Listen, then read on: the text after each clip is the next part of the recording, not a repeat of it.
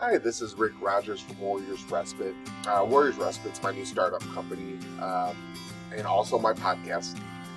Basically, we're a mental health company. We're trying to change the world. We're trying to make it a better place. Content through podcasts, through YouTube videos. You can find me on YouTube, Warriors Respite, Richard L. Rogers, MSW, LCSW. Rogers with a D, so RODGERS. You can find me on Twitter. You can find me on Facebook. You can find me on Instagram, Richard Rogers, Warriors Respite, or Warriors Respite, Richard Rogers. Oftentimes I have Warriors Respite in parentheses. And YouTube, I recently did a yoga video this last week, and I looked out of shape with that, and maybe that made you feel better if you've never done yoga before. So it'll be a fun experience to keep building on that. Of course, I'd be remiss if I wasn't human and I didn't have my own stuff to work on, and my weight's definitely that thing I need to work on. But if you're looking for counseling, I'm in Illinois and Indiana. I specialize in addictions and trauma. I work with adolescents. I work with adults. I work with geriatric. I work with just about anybody. I work with couples. I've done, been doing really good stuff with couples therapy, especially with communication type stuff. And soon I should be in Nevada and Arizona for video sessions. So if you're in Nevada and Arizona, heck yeah, let's do some healing. So today, I just want to kind of just answer questions about mental health. I'm just searching online for mental health questions, and I'm just going to talk on them. If you have anything that you want me to cover, if you're my patient, just message me. Or you can message me on, if you're not my patient, you can message me on Twitter. You can message me on Facebook, Instagram. You can DM me. You can leave a message, whatever is in your heart's content. Okay. Let me just... Alright, so I'm just kind of on core here, just reading mental health questions. And one question it says is, what can I start doing today to improve my overall mental health? Well, number one, I think the best thing you can do to improve your overall mental health is, if you don't have any disability or something like that, is go for a daily walk. And it's not just walking, it's being mindful. You're getting in your exercise. You're getting in your steps. Steps are important exercise. Something I was doing for a while, and then I stopped doing, and I need to do again and improve my overall mental health. While you're walking, build your awareness. Build your mindfulness and grounding techniques. Use your 5 senses. Feel the wind. It's getting fall out there. Feel the cool air on your skin. Just notice, without judgment, the cool air on your skin. Notice it's hoodie season. I'm wearing a hoodie, my Death Note hoodie, my favorite one. Feel the shoes pounding on the ground. Listen to the birds chirp. Maybe you're drinking your morning cup of joe while you're doing it. Bravo 119. That was my basic training in the Army. And I've had this mug for 22 years. Can you believe that? 22 years me in this mug since Fort Benning, Georgia. Maybe I'm the type of person that likes to put one earbud in because I want to hear what's going on around me and never know. But yeah, smell. You're smelling the fresh air, the nature, whatever that comes with it. Okay, so I think going for a walk and being mindful is a great way to improve your mental health. If you're feeling down and stressed and want to improve your mental health, next thing you can do is see a counselor. I'm not sure if this question is what can you do for your mental health without seeing a counselor. But I'm just going to add that in. You could take the advice if you want or not.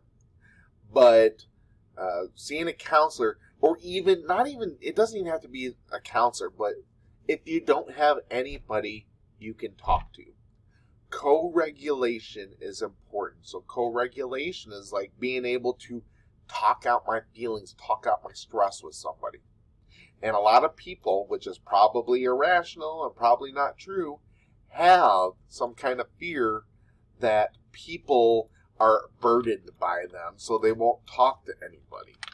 And maybe that's not true, but at least if you have a counselor, he can encourage you to open up to people that care about you. But also you can co-regulate with the counselor and work things out. So not even just a counselor, but having somebody you can work your crap out with is important. And the last thing you can do to improve your mental wellness is to do something you enjoy. Whether that be playing a video game, unless it's become like an addiction, but I like stuff like learning to play guitar, playing the guitar, like maybe playing games with your family, playing board game night, or something safe, sober, and happy that you enjoy. Maybe it's going to a concert. Maybe it's going to do things you enjoy. Okay, enjoy the fruits of your labor if you can swing it. So if you don't have a lot of money, what is it that you enjoy doing that you can afford, and that's meaningful and within your means, so there could be a lot of things, but like I said, like playing a musical instrument or writing or playing a game or watching your favorite show, or like a lot of times when people are depressed, they don't feel motivated to do what they enjoy. So what is it that you enjoy that you haven't been doing? Figure that out and take some time to do it. It's seems like common sense, but from our perspective, when I'm deep down in it, it doesn't seem so important to me at that time. There's a good question and answer on here I'd like to read, but I can't read the whole thing because apparently I need to buy a subscription to see the whole thing. But it says, what is a good way to have a good mindset? So I'm going to read some of what it says and analyze it. I can't read the whole thing, but I can read a good chunk of it. So no matter what, never hate anyone. How many people think that's easier said than done? It's very hard. People don't want to forgive people because they feel like if they forgive people and love them or like them, then they will be making light of them. They will be making their trauma okay if they hold on to their hate for them. So I do like this, and it's just, I think you need to do a lot of soul searching to get to that point. It's very hard to do. It's possible, but our inner psyche makes it very hard, and it takes a lot of work to get to that point for a lot of people. Some people, maybe not, because here's the thing, everybody's different. Always remember, nothing is permanent. Things will turn around someday. Believe that. Believe in the Shield. WWE. Yeah, I mean, for most part, I think it's important to analyze your thoughts. Ask yourself if this is permanent. Ask yourself if you're going to... Usually with situations, you're going to get out of it breathing and alive, and you're going to be able to react to it. I mean, this could be something like, I'm going to jail. I did something wrong. Okay, well, what can you learn from that situation? Take your licking. You're going to get out of jail breathing. Now you got to figure out, now you get an uphill battle because you got a felony or misdemeanor on your record. Now you got to figure out how to live your life with that barrier now. So just because you have a barrier, and that's a problem. People get these barriers and then they give up. And then they feel like there's no hope. That's bullcrap, because I've worked in the Bureau of Prisons and I have seen people released from the Bureau of Prisons and become quite successful. Does that mean everybody can? I don't know. Maybe it takes some kind of privilege, but all I know is if you put in the work, you're going to be successful. If you put in the work towards what you're meant to do and what you want to do, you're going to be successful. It's just that you have to be willing to get your ass kicked for a little bit. Excuse my language, but, I'm a combat veteran. I might cuss sometimes. Next one. Good one for me. I have a big problem with this one. Stop complaining. Complaining is simply giving yourself excuses for your inaction. And this is an old military pastime. Like, we complain about everything. But, like, there's times when I'm complaining personally that, like, I feel like crap about complaining. I know me complaining is hurting me and everybody around me. So that is something to think about. Like, Jocko Willing's got a good video. It's called Good. Look up Jocko Willing Good. I'm, a big, he's a Navy SEAL, retired Navy SEAL. But, like, learning to make, lemons into lemonade or whatever, or oranges into orange juice or whatever you want to call it. Like, you can, I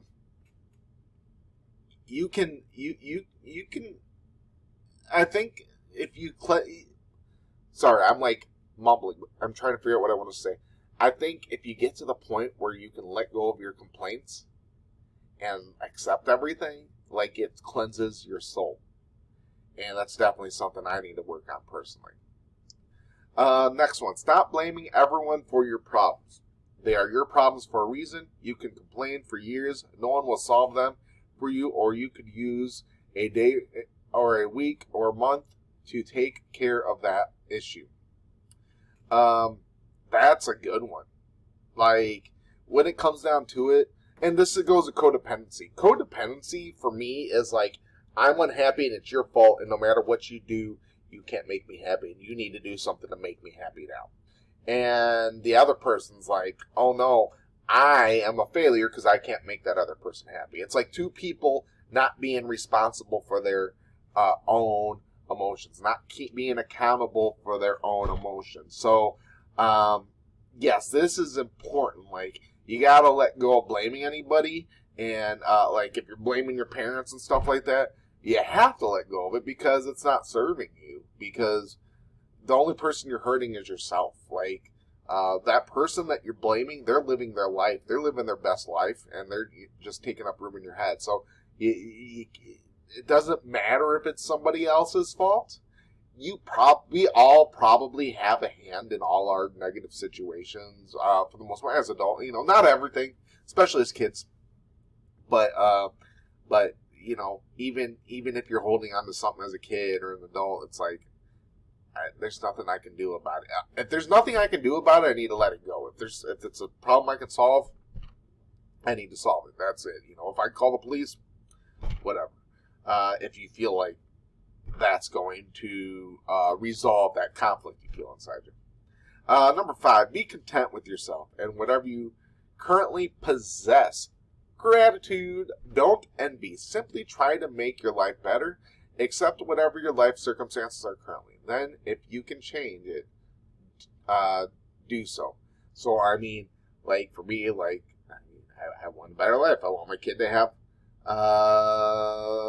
college paid for, at least a bachelor's degree. I want, there are things I want, and there's things I will work for to attain. But sometimes, me personally, I get wrapped up on, how come these people get to have millions of dollars a mansion and live this comfy life while I'm out here struggling to the grind. But I think that gets all negated when you find your passion. If you find your passion, like, I'm a therapist, I love being a therapist, I've always wanted to be a therapist, and I get paid to be a therapist, I get paid to help people. So, like, I think that really helps me to, like, be grateful for where I'm at, because when I'm working, I'm doing something I really enjoy. So, be okay with where you're at in life, because focusing on the problem is not fixing the problem. It's just causing you to suffer.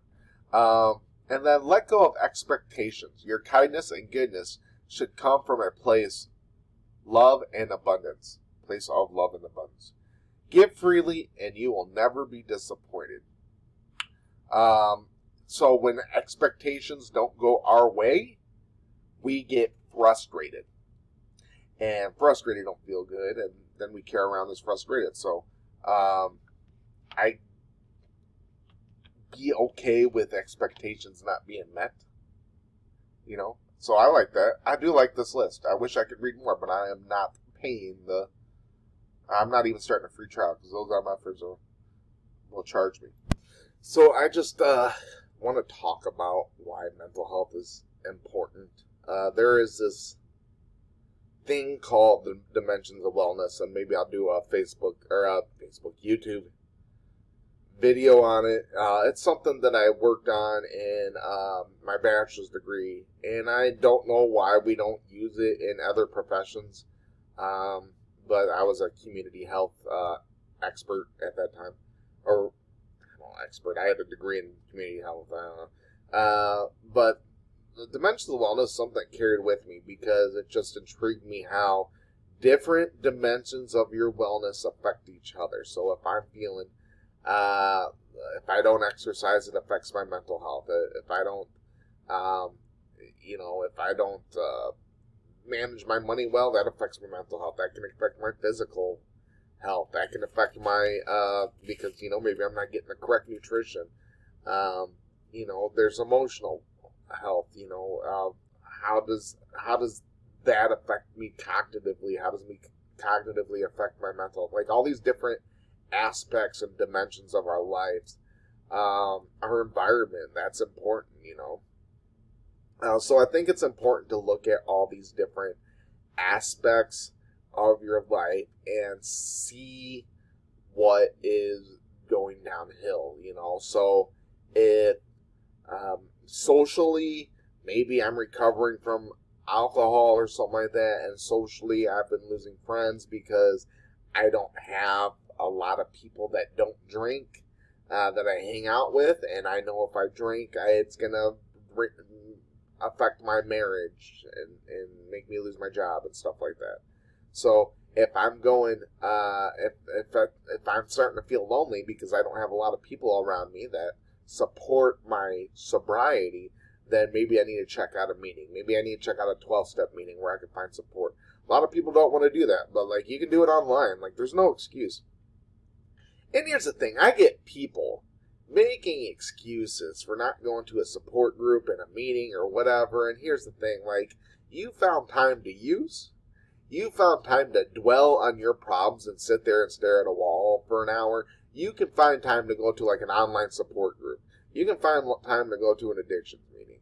You can find time for your mental health, and I think we want to isolate from people because maybe we have this, with our trauma, we have a lack of trust with people, and, and it gets anxiety provoking. It's, whatever. But, you have to work towards discomfort. You have to challenge yourself, okay? You have to, just chill and go with the flow.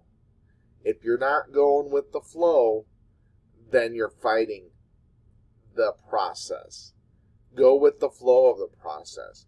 Feel like shit when you need to feel like shit, but go with the flow. Just because you feel like shit doesn't mean you can't get up unmotivated and drag your bag of gym clothes to the car and blare some heavy metal music and while you're driving to the gym, because halfway through your workout you're gonna feel good about it, But if you're feeling depressed, don't stop doing what you need to do for your mental health. Just get up and go, and damn the feeling, and we get this idea of I don't have enough energy. I don't have enough energy to socialize. I don't have enough energy to go to the gym, blah, blah, blah. If your values, you think it's important to you to, and this is just an example, go to the gym or go to a family function or go to a meeting or go, whatever you're avoiding, if your value says, you need to do this, then kind of just, do it. And it's important to do it even though you don't feel like it, because it can change your mood. Don't steer away from the things that help you. Don't steer away from the things that make you happy, even though you don't feel like doing it. Just go through with it. And some days will be hard. Some days won't be hard. Some days will be easy. Some days you'll feel good. So go with it. You can do this. You're strong enough. I know there's enough in you. If you need help motivating, talk to somebody. Talk to me. Talk to a therapist. Talk to a friend. Co-regulate. Tell them, I want to go to the gym, but I'm too depressed. Sometimes you need someone to say, do it anyways, you little B word. Do it anyways, MFer. I know I'm a little rough around the edges. I like David Goggins. He's another Navy SEAL. He talks about, he sits and records his excuses for not doing something he knows is good for him. Like, he runs like 10 miles a day or something like that. So he'll sit there and record his excuses for not running 10 miles, and then he'll replay them back to himself, and then he'll call himself a little B, and then he'll get on his shoes and go for a run. Like, that's top notch right there. Like, that's a good one though, because it's kind of like, what would you tell your friend that was going through this? We don't take advice that we give. But, like, if you had a friend that knew going to the gym was important, and gym's just an example, and they know they should be going and they're looking for motivation to go, what are you going to tell them? You know what I mean? If they know that's going to help with complaining and self-pity and all that stuff, and depression and anxiety, if they know that's going to help them with that, what would you tell them? How would you help them? Help yourself the same way. That is the essence right there.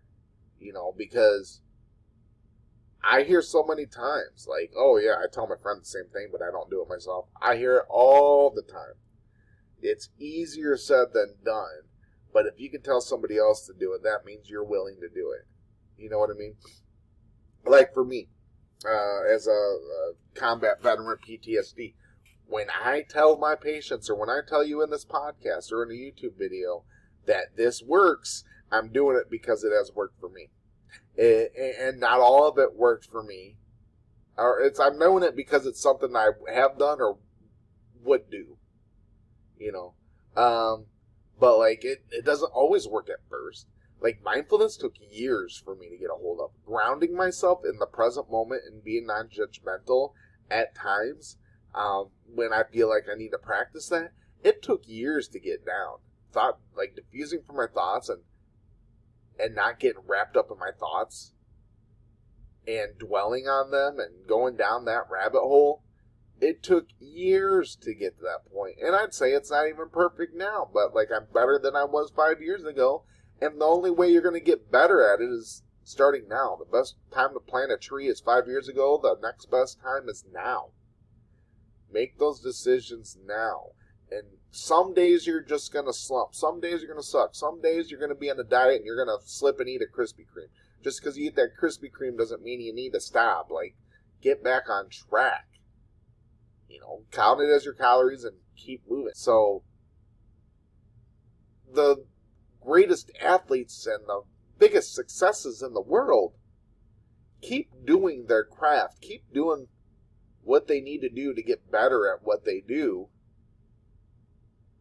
even though they don't feel like it. There are days they do not feel like it. There are days they don't want to do it. There are days the CEO doesn't want to get up and run the company, because that's a lot of responsibility and a lot of stress to be running a company. It doesn't matter how much money you have. If you screw up, you can go to jail. Like, that's like, isn't that crazy? Like, some of these jobs, if you really accidentally screw up, you can go to jail.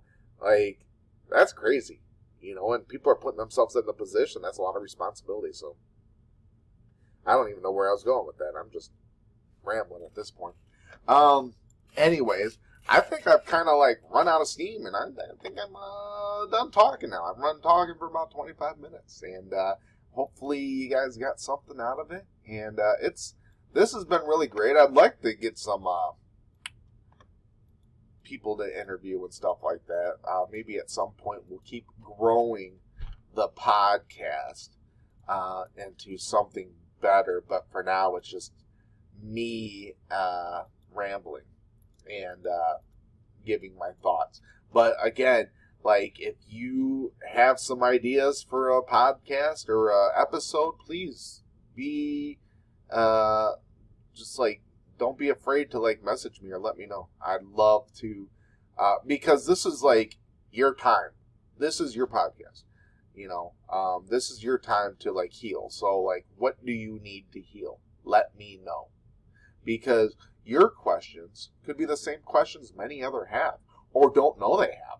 Maybe you're saying something that somebody else doesn't even realize they have, you know?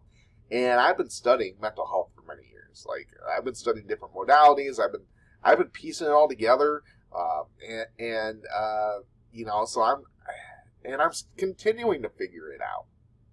And it's an ongoing thing, you know? So, thanks for watching. And as always, stay mangled and strangled in peace. And, I really appreciate you supporting Warriors Respite by getting this far and listening to this episode. And, you know what? You have yourself a good weekend. It's Friday, NFL football, college football. You just chill, relax. If you need to work, just go with the flow, you know?